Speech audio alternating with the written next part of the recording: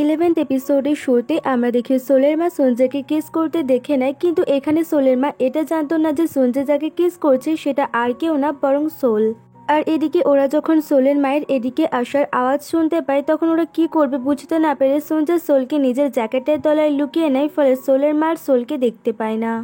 দেন এরা একটা রেস্টুরেন্টে আসে আর এখানে সঞ্জয় সোলকে বলতে লাগে, তোমার মা আমার সম্পর্কে কি ভাবলো, তাছাড়া আমি কি গিয়ে বলে দেবো যে ওটা তুমি ছিলে। এতে সোল বলে, তুমি এখন এসব ছোটখাটো বিষয় নিয়ে কেন ভাবছো, তুমি যে 15 বছর পর মারা যাবে সেই নিয়ে তোমার একটুও টেনশন হচ্ছে না। তখন সঞ্জয় বলে, তুমি এসব নিয়ে এত চিন্তা করো না, তাছাড়া আমি এত তাড়াতাড়ি মরবো না, আর তুমি আবার কবে ফিউচারে চলে যাবে।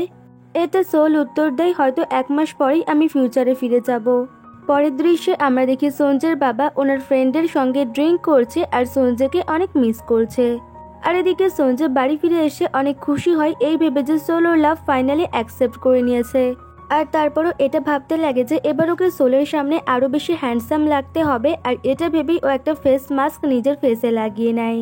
আর ইতিমধ্যেই ওর বাবা ড্রিঙ্ক করে বাড়ি ফিরে আসে আর তারপর দাঁত ব্রাশ করতে লাগে, আর ঠিক তখনই ওদের বাড়ির কারেন্ট চলে যায়। ফলে সঞ্জয় তখন একটা টর্চ হাতে করে বাইরে বেরিয়ে আসে আর ওকে এইভাবে ফেস মাস্ক পরা অবস্থায় দেখে ওর বাবা ভয়ের চোটে অজ্ঞান হয়ে যায়। অন্যদিকে আমরা দেখি সোল ডিটেকটিভকে কল করে বলে যে আজ আমি আমাদের বাড়ির সামনে ওই ট্যাক্সি ড্রাইভার কিমের কাছে থাকা ওরকম একটা ট্রাক দেখেছি, বাট আমি শিওর না যে ওই ট্রাকটা ওরই ছিল কিনা। আর এই শুনে ডিটেকটিভ অন্য একজন পুলিশ অফিসারকে সোলদের বাড়ির আশেপাশে থাকা সমস্ত সিসিটিভি ফুটেজ চেক করতে বলে। দেন আমরা আবারও এদের দেখতে পাই আর এখানে সঞ্জয়ের বাবার জ্ঞান ফিরলে উনি আবারও সঞ্জয়কে এভাবে দেখে ভয় পেয়ে যায় আর তারপর ওকে জিজ্ঞাসা করতে লাগে যে তুমি এখানে কি করছো, তোমার তো এখন প্লেনে থাকার কথা। এতে সঞ্জয় বলে, আমি তো প্লেনে উঠিনি, আর সত্যি বলতে আমি ইউএসএ যেতে চাই না, কারণ আমার আগের মতো এখন আর সুইমিংয়ের প্রতি ইন্টারেস্ট নেই। এতে ওর বাবা বলে, তুমি সত্যিই পরে এই নিয়ে আফসোস করবে না তো। সঞ্জয় উত্তর দেয়, না আমি আফসোস করব না, আর তুমি এই নিয়ে এত চিন্তা করো না, আর আমি খুব তাড়াতাড়ি আমার কেরিয়ারের জন্য অন্য কোনো অপশান বেছে নেব। এরপর আমরা সোলদের বাড়ির দৃশ্য দেখতে পাই আর এখানে সোলের মা ওদেরকে বলতে লাগে যে আমি গতকাল সঞ্জয়কে একটা মেয়ের সঙ্গে কিস করতে দেখেছি, আর তাও আবার ওর বাড়ির সামনে। এসব শুনে সোল তো অনেক বেশি এম্বারেস হয়ে যায়, আর এদিকে সোলের মা সঞ্জয়ের নামে উল্টো পাল্টা বলেই যাচ্ছিল। ফলে সোল এইসব শুনে উল্টে বলে বসে যে ও ওরকম ছেলে মোটেও না, ও অনেক ভালো। এতে ওর মা বলে, তুমি ওর সম্পর্কে কতটুকুই বা জানো, আর এখনকার ছেলেরা সবাই প্রায় ফালতু। দেন সোলের মায়ের সঙ্গে সঞ্জয়ের বাবার দেখা হলে সোলের মা ওর বাবাকে বলে দেয় যে সঞ্জয়ের একটা গার্লফ্রেন্ড হয়েছে, আর আমি ওকে গতকাল সে মেয়েটার সঙ্গে গলির সামনে দাঁড়িয়ে কিস করতে দেখেছি। আর এইসব শুনে সঞ্জয়ের বাবা তো অনেক বেশি রেগে যায় আর সঞ্জয়কে এসে জিজ্ঞাসা করতে লাগে, তুমি ইউএস যাওয়া ক্যান্সেল করে দিলে আর এর পেছনে কোনো মেয়ের হাত নেই তো। এতে সঞ্জয় বলে, না না এরকম কিছুই না। আর এসব শুনে ওর বাবা স্বস্তি ফিল করে আর সোলের মাকে উদ্দেশ্য করে বলতে লাগে, ও তো আমার ছেলের নামে ফালতু ফালতু উল্টোপাল্টা বলে বেড়াচ্ছে। পরের দৃশ্যে আমরা দেখি এরা দুজনে হাত ধরে একসাথে কলেজে আসে আর এখানে সোল হঠাৎ করে বলতে লাগে, আমরা এভাবে হাত ধরে হাঁটলে সবাই আমাদের দেখে ফেলবে। এতে সঞ্জয় বলে, তুমি কি তার মানে এটা বলতে চাইছো যে আমাদের উচিত আমাদের রিলেশনশিপটাকে লুকিয়ে রাখা। তখন সোল বলে, ব্যাপারটা সেটা নয়, অ্যাকচুয়ালি আমি যখন 1 মাস পর এখান থেকে চলে যাব তখন বর্তমানের সোল তোমার সঙ্গে আমার মতো আচরণ নাও করতে পারে, আর সেই ভেবেই আমি তোমাকে এসব বলছি। এতে সঞ্জয় বলে, সেই নিয়ে তুমি এত চিন্তা করো না, আমি তখন সবকিছু ম্যানেজ করে নেব। আর ইতিমধ্যেই এদের ক্লাসমেটসরা এদের এভাবে দেখে নেয় আর তখন হিয়ঞ্জো এখানে এসে চিৎকার করে বলতে লাগে, আমি জানতাম তোমরা দুজনে ডেট করছো, আর তুমি আমাকে এই বিষয়ে কিছুই বলনি। আর তারপর ও ওদের ক্লাসরুমে এসে সোলকে নানান প্রশ্ন করতে লাগে যে তুমি তো বলেছিলে তোমরা নাকি ক্লোজ না, আর এখন ওকে ডেট করছো, আর তাও আবার আমাকে না জানিয়ে। সোল বলে, সরি আমার ভুল হয়ে গেছে, আর তুমিও তো আমার থেকে অনেক কিছু লুকিয়ে গেছো। আর এইসব শুনে হিয়ঞ্জো টপিক চেঞ্জ করে নেয় আর সঞ্জয়কে বলতে লাগে, তুমি একদম সোলকে কাঁদাবে না আর ওর কেয়ার করবে, আর তা না হলে তুমি তো বুঝতেই পারবে আমি তোমার কি করবো। দেন ওদেরকে একসাথে টাইম কাটাতে বলে চলে যায়। পরের দৃশ্যে আমরা দেখি সঞ্জয়ের কাছে ইনহিয়কের কল আসে আর ইনহিয়ক ওকে জানায় যে ওরা আবারও অডিশন দিতে এসেছে। এতে সঞ্জয় বলে, তোমরা আগের বারও আমাকে ছাড়াই কোয়ালিফাই হয়ে গিয়েছিলে আর এবারেও হয়ে যাবে। এদিকে সোল যখন অডিশনের কথা শোনে তখন সঞ্জয়কে জিজ্ঞাসা করতে লাগে যে কিসের অডিশন। এতে সঞ্জয় জানায় ওরা সবাই সুপারস্টার কে নামের একটা শোতে অডিশন দিতে গেছে আর আজ ওদের প্রাইমারি রাউন্ড। আর এইসব শুনে সোল ওকে সেখানে যেতে বলে অডিশন দেওয়ার জন্য, কিন্তু সঞ্জয় ওকে আটকায় আর বলে সেটা এখন আর সম্ভব না। কারণ ওরা অলরেডি রুমে ঢুকে গেছে অডিশন দেওয়ার জন্য। আর সোল এসব শুনে স্যাড হয়ে যায় আর বলে তুমি হয়তো আমার জন্যই আর কখনো ফিউচারে K-pop আইডল হতে পারবে না। এতে সঞ্জে বলে তাতে কি হয়েছে। তখন সোল বলে তুমি গান করতে অনেক পছন্দ করো আর আমি হয়তো তোমার কাছ থেকে তোমার হ্যাপিনেস ছিনিয়ে নিচ্ছি, আর তুমি হয়তো আমার জন্যই আর কখনো স্টেজে পারফর্ম করতে পারবে না। এতে সঞ্জে বলে আমি যদি ফিউচারে সিঙ্গার না হয় তাহলে কি তুমি অনেক বেশি হতাশ হবে। সোল উত্তর দেয় তুমি খুশি থাকলেই আমি খুশি। দেন সঞ্জে বলে আমি যদি ফিউচারে বেকার থাকি তাহলে কি হবে। সোল উত্তর দেয় তাহলে তখন আমি তোমার টেক কেয়ার করব। এরপর আমরা ইমগিউমকে একটা রেস্টুরেন্টে দেখতে পাই আর এখানে ও খেয়াল করে যে হিয়ঞ্জো একটা ছেলের সঙ্গে বসে অনেক হাসাহাসি করছে। ফলে ও ওর ফ্রেন্ডকে সেই ছেলেটার সম্পর্কে জানতে চাইলে ওর ফ্রেন্ড ওকে জানায় যে ওই ছেলেটা তো চোরং আর ও অনেক নেশাখোর এবং ফানি টাইপের। আর এসব শুনে ইমগিউমের রাগ হয় এবং ও রেগে এখান থেকে বেরিয়ে যায়। এরপর আমরা এদের দেখতে পাই আর এখানে চোরং ওর দাদার হানিমুনে গিফট করার জন্য এক গাদা কন্ডম কিনে এনেছিল আর তারপর ও ক্লাসে এসে সঞ্জের ব্যাগের ভেতরে সেটা ভুলবশত রেখে দেয়। আর ইতিমধ্যে সঞ্জের কাছে সোলের কল আসলে ও কোনো কিছু খেয়াল না করে সেই ব্যাগটা নিয়ে চলে যায়। দেন আমরা দেখি এরা একটা রেস্টুরেন্টে এসেছে আর এখানে সঞ্জয় সোলকে একটা মোবাইল রিং গিফট করে আর তারপর বাড়ি যাওয়ার পথে সোল চেরি ব্লসম দেখে একটা পাপড়ি ধরার চেষ্টা করতে লাগে। আর এতে সঞ্জয় ওকে জিজ্ঞাসা করে তুমি এসব কি করছো। সোল উত্তর দেয় কেন তুমি জানো না যে এরকম পরন্ত পাপড়ি ধরে সেটা হাতে নিয়ে উইশ করলে সেই উইশ পূরণ হয়ে যায়। আর এই শুনে সঞ্জয় ওকে পাপড়ি ধরতে সাহায্য করে আর তারপর বলেন নাও এবার তুমি উইশ করো। দেন ওরা একই সাথে উইশ করে আর তখন সঞ্জয় ওকে বলতে লাগে আমার উইশ তো অলরেডি পূরণ হয়ে গেছে। আর এটা বলে ও সোলকে একটা কিস করে দেয়। পরের দৃশ্যে আমরা দেখি ওরা বাড়ি ফিরে আসে আর এখানে সঞ্জয় সোলকে বলতে লাগে আমি তোমার সঙ্গে আরো সময় কাটাতে চাই আর এতে সোলও রাজি হয়ে যায়। দেন ওরা সোলদের ডিভিডি শপে এসে মুভি দেখতে লাগে আর সোল এখানে এসে কিছুক্ষণের মধ্যে সঞ্জয়ের কাঁধে মাথা রেখে ঘুমিয়ে পড়ে। আর এতে সঞ্জয় তখন মনে মনে বলতে লাগে যে আমি চাই তুমি সারা জীবন এইভাবেই আমার পাশে থাকো। এরপর আমরা সকালবেলার দৃশ্য দেখতে পাই আর এখানে সোলের ঘুম ভাঙলে ও দেখে যে ও সঞ্জয়ের কোলে মাথা রেখে শুয়ে আছে। আর তারপরও তাড়াতাড়ি করে উঠে পড়ে আর দেখতে পায় সঞ্জয়ের জামা ওই লালাতে ভিজে গেছে। ফলে ও সেখানে হাওয়া করতে লাগে যাতে লালাটা শুকিয়ে যায়। আর এসব দেখে সঞ্জয় হাসতে লাগে আর বলে আমি জেগে আছি। দেন ও নিজের জামার দিকে তাকাতে গেলে সোলোর কলার চেপে ধরে আর ওকে জামার দিকে তাকাতে দেয় না। আর ইতিমধ্যে ইমগিউম ওদেরকে দেখে নেয়। ফলে সঞ্জয় ভয়ের চোটে দাঁড়িয়ে পড়ে আর তখন সোলো ওর কলার ধরে রাখার ফলে ওর জামাটা ছিঁড়ে যায়। আর ঠিক তখনই ইমগিউম আর ওর মা এখানে চলে আসে আর ওদেরকে এভাবে দেখে ভুল বোঝে। এদিকে ইমগিউম তো সঞ্জয়ের কলারই চেপে ধরে আর ওকে জিজ্ঞাসা করতে লাগে তুমি সারা রাত আমার বোনের সঙ্গে এখানে কি করছিলে। সঞ্জয় উত্তর দেয় যে আমি কিছুই করিনি, কিন্তু তারপরেও ও সঞ্জয়ের ওপরে চিৎকার করতে লাগে।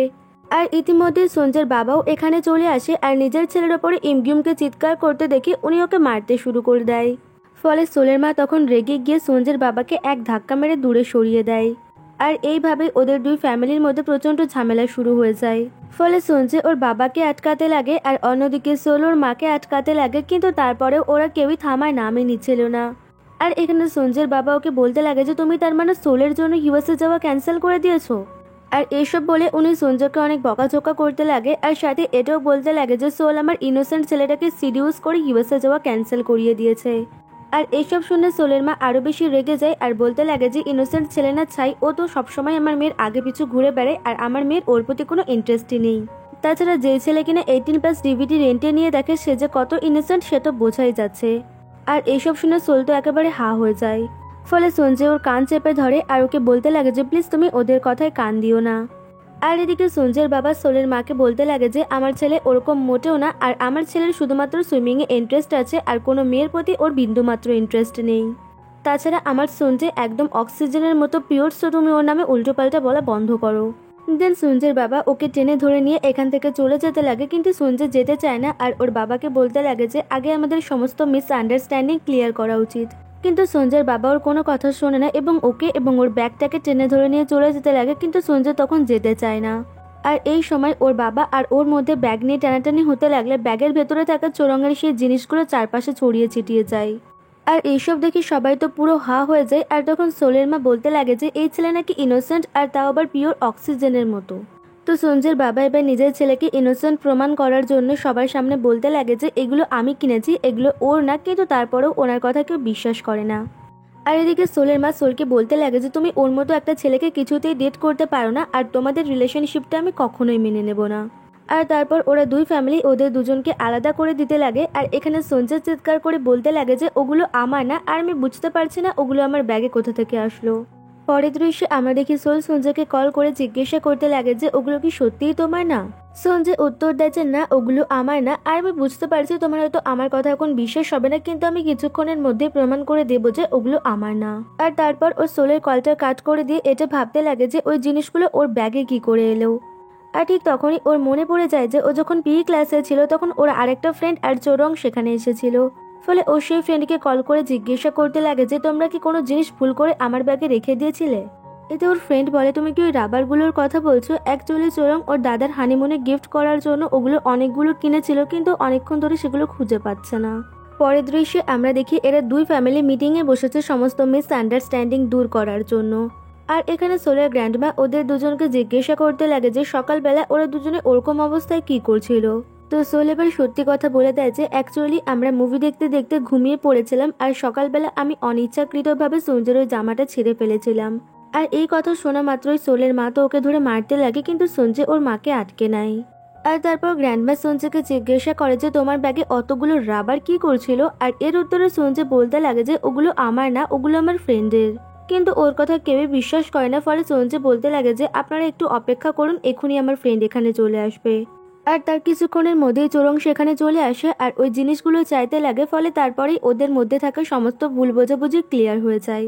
এরপর আমরা পুলিশ স্টেশনের দৃশ্য দেখতে পাই। আর এখানে পুলিশ অফিসার সমস্ত সিসিটিভি ফুটেজ চেক করে ডিটেকটিভকে জানায় যে সেদিন সোলদের বাড়ির সামনে ওই ট্যাক্সি ড্রাইভার কিমি ছিল। আর ও কোনো ক্রাইম করার আগে পশুদের থেকে তৈরি এক প্রকার চেতনানাশক পয়জন ভিকটিমের ওপরে ইউজ করে। আর আমার মনে হয় ও খুব তাড়াতাড়ি একটা বড়সড় ক্রাইম করতে চলেছে। ফলে এই বিষয়টা তেসাংয়ের বাবা তেসাংকে জানায়। আর তেসাং যখন এই বিষয়ে জানতে পারে তখন ওর সোলের জন্য অনেক বেশি চিন্তা হয়। পরের দৃশ্যে আমরা দেখি এরা দুজনে দেখা করতে এসেছে। আর এখানে তেসাং সোলকে সমস্ত কাহিনী বলে দেয় যে ও সেদিন যে সাদা ট্রাকটা ওর বাড়ির সামনে দেখেছিল সেটা ওই ক্রিমিনাল কিমেরই ছিল। আর তোমার উচিত এই সমস্ত বিষয়ে তোমার বাড়ির লোকজনকে বলা। এতে সোল মানা করে দেয় আর বলে ও যদি ঠিকই করে রাখেছে ও আমাকে খুঁজে বের করবে, তাহলে আমি যেখানেই থাকি না কেন ও ঠিকই আমাকে খুঁজে বের করবে। আর তুমি প্লিজ এই বিষয়ে কাউকে জানিও না। আর ঠিক তখনই সঞ্জয় এখানে এসে উপস্থিত হয় আর ওদের দুজনকে একসাথে দেখে জিজ্ঞাসা করতে লাগে যে তোমরা দুজনে এখানে কি করছো। তো তেসাং উত্তর দেয় যে আমি আমার জামা কাপড় ফেরত নেওয়ার জন্য এখানে এসেছিলাম। আর তখন সঞ্জয় ওকে বলতে লাগে যে এখন আমি সোলকে ডেট করছি, সো ও আমার গার্লফ্রেন্ড আর আমি চাই না ও তোমার সঙ্গে কোনো কথা বলুক। পরের দৃশ্যে আমরা দেখি এরা দুজনে একটা রেস্টুরেন্টে আসে। আর এখানে তেসাং সঞ্জয়কে বলতে লাগে যে তার মানে সত্যিই কি সোল তোমার গার্লফ্রেন্ড? আর যদিও বা ও তোমার গার্লফ্রেন্ড হয়ে থাকে আর তাই নিয়ে এত খুশি হওয়ার কিছুই নেই, কারণ ও আমাকে 2 সপ্তাহ ডেট করে আমাকে ডাম্প করে দিয়েছিল। সো ও যে তোমার সঙ্গে সারা জীবন থাকবে তারও কোনো গ্যারান্টি নেই। দেন সঞ্জয়কে জিজ্ঞাসা করতে লাগে তোমার আর সোলের মধ্যে কি সিক্রেট আছে। আর এর উত্তরে তেসাং ওকে বলতে লাগে যে তোমার যখন এই বিষয়ে জানার এতই ইচ্ছা তাহলে তুমি তোমার গার্লফ্রেন্ডকে গিয়ে জিজ্ঞাসা করো। দেন আমাদের কিছুক্ষণ পরের দৃশ্য দেখানো হয়। আর এখানে আমরা দেখি এরা দুজনে নেশা করে একেবারে মাতাল হয়ে গেছে। আর এখানে তেসাং সঞ্জয়কে বলতে লাগে যে আমার তোমার প্রতি অনেক জেলাস হচ্ছে, কারণ আমি সোলকে অনেক বেশি লাইক করি। আর এসব শুনে সঞ্জয় হাসতে লাগে আর বলতে লাগে যে তা আমি কি করব, আমার তোমার ওকে লাইক করাতে কিছুই যায় আসে না, আর সোল তো এখন আমার গার্লফ্রেন্ড। পরের দৃশ্যে আমরা এদেরকে দেখতে পাই আর এখানে শুটিং চলছিল। আর এখানে আবারও ইমগিউমকে ওর রোল থেকে রিজেক্ট করে দেওয়া হয়। ফলে ও অনেক বেশি হতাশ হয়ে যায়। আর ঠিক তখনই হিউনজও সেখানে উপস্থিত ছিল। আর হিউনজো এখানে ওকে কমফোর্ট করার জন্য বলতে লাগে যে তুমি তো হিউনবিন আর পুরো গঙ্গের মতো অ্যাক্টিং করো, আর ওরা তোমাকে ফায়ার করে দিয়েছে, এটা ওদের ব্যাড লাক। এতে ইমগিউম ওকে বলতে লাগে যে তোমার আমাকে কমফোর্ট ফিল করাতে হবে না। আর তখন হিউনজো ওকে বলতে লাগে যে আমি তোমাকে কমফোর্ট ফিল করাচ্ছি না, আর তুমি সত্যি আমার কাছে পুরো 24 ক্যারেট পিওর গোল্ডের মতো। আর ইতিমধ্যে ওরা একটা কুকুরের খুব জোরে ঘেউ ঘেউ আওয়াজ শুনতে পেয়ে ভয় দৌড়াতে লাগে। আর তারপর সামনে থাকা একটা আলমারির ভেতরে ঢুকে পড়ে। আর এই আলমারিটা অনেক বেশি ছোট ছিল, যে কারণে ওরা একে অপরের অনেক কাছাকাছি চলে আসে। এরপর আমরা সকালবেলার দৃশ্য দেখতে পাই। আর এখানে আমরা দেখি সঞ্জয় তেসাংকে জড়িয়ে ধরে ঘুমিয়ে আছে। আর সঞ্জয়ের ঘুম ভাঙলে ও যখন দেখতে পাই ও তেসাংকে জড়িয়ে ধরে ঘুমিয়ে আছে তখন ও প্রচন্ড জোরে চিৎকার করে ওঠে। আর ইনহিওকে জিজ্ঞাসা করতে লাগে যে ও এখানে আমার সঙ্গে কি করছে। দেন আমাদের ফ্ল্যাশব্যাকের একটা কাহিনী দেখানো হয়, যেখানে আমরা দেখি এরা দুজনে সারা রাত মিলে মাতলামি করেছে আর সারাক্ষণ সোলকে নিয়ে ঝগড়া করেছে। আর তখন ইনহিওক সারা রাত ধরে ওদের দুজনের টেক কেয়ার করেছে। দেন আমরা আবারও বর্তমান সময়ে ফিরে আসি। আর এখানে ইনহিওক ওর আর তেসাংয়ের একসাথে ছবি দেখায়। আর এটা দেখে সঞ্জয় তো অনেক বেশি ফ্রাস্ট্রেটেড হয়ে যায়। আর এখানে সঞ্জয়ের এটাও মনে পড়ে যায় যে গতকালকে তেসাং নেশার করে ওকে এটা বলে দিয়েছিল কিম নামের একজন ক্রিমিনাল সোলের ওপরে নজর রাখছে, কিন্তু ওকে এই নিয়ে বেশি চিন্তা করতে হবে না কারণ ওর বাবা এই কেসটা দেখছে। অন্যদিকে আমরা দেখি ইনহিয়ক তেসাংকে বলতে লাগে যে আমি সবকিছু ছেড়ে আমার হোম টাউনে ফিরে যাচ্ছি। এতে তেসাং ওকে জিজ্ঞাসা করতে লাগে যে কেন, কি হয়েছে। ইনহিয়ক উত্তর দেয় যে অ্যাকচুয়ালি আমাদের ক্লাব থেকে আমাদেরকে ফায়ার করে দেওয়া হয়েছে, আর তাছাড়াও আমাদের ব্যান্ডের একজন মেম্বার আমাদের ব্যান্ড ছেড়ে দিয়েছে। এইসব শুনে তেসাং বলে তুমি তো চিন্তা করো না, আজকে আমি তোমাদের পারফরমেন্স প্রমোট করে দেবো। আর এই শুনে ইনহিয়ক অনেক খুশি হয়ে যায়। দেন পরের দৃশ্যে আমরা দেখি সেই ট্যাক্সি ড্রাইভার কিম কসাইখানাতে পয়জন নিতে আসলে তখন ডিটেকটিভ সহ পুলিশ অফিসাররা মিলে ওকে ধরে ফেলে। আর তারপর ডিটেকটিভ সোলকে কল করে এই বিষয়ে জানিয়ে দেয়, আর এতে সোল অনেক খুশি হয় আর ও ভাবতে লাগে যে ওদের বিপদ হয়তো কেটে গিয়েছে। ইতিমধ্যেই সোলের কাছে সঞ্জয়ের কল আসে, আর সঞ্জয় ওকে মেসেজ করে জানায় যে আজকে ইনহিয়কদের ব্যান্ডের লাস্ট পারফরমেন্স, সো তুমি ক্লাবে চলে এসো ওদের পারফরমেন্স দেখার জন্য, আমরা সেখানে একসাথে পারফরমেন্স দেখব। আর তারপর সোল যখন ওদের পারফরমেন্স দেখার জন্য আসে তখন ও জানতে পারে যে আজকে সঞ্জয় ভোকালিস্ট হিসেবে পারফর্ম করবে। আর সঞ্জয় আজকে স্টেজে সোলের উদ্দেশ্যে লেখা গানটা করে, আর এই গানটা শুনে সোল তো অনেক বেশি ইমোশনাল হয়ে যায়। অন্যদিকে আমরা দেখি ডিটেকটিভ কিমদের গাড়ির অ্যাক্সিডেন্ট হয়ে গিয়েছে, আর এদিকে সেই ট্যাক্সি ড্রাইভারও এখান থেকে পালিয়ে যাচ্ছে। দেন আমাদের ফ্ল্যাশব্যাকের একটা কাহিনী দেখানো হয় যেখানে আমরা দেখি সোল আর সঞ্জয় দুজনেই একই উইশ করেছিল যে আমরা যেন দুজনেই সারা জীবন এভাবে একসাথে হাসি খুশি থাকতে পারি। আর এখানেই আমাদের এই ড্রামার 11th এপিসোড শেষ হয়ে যায়।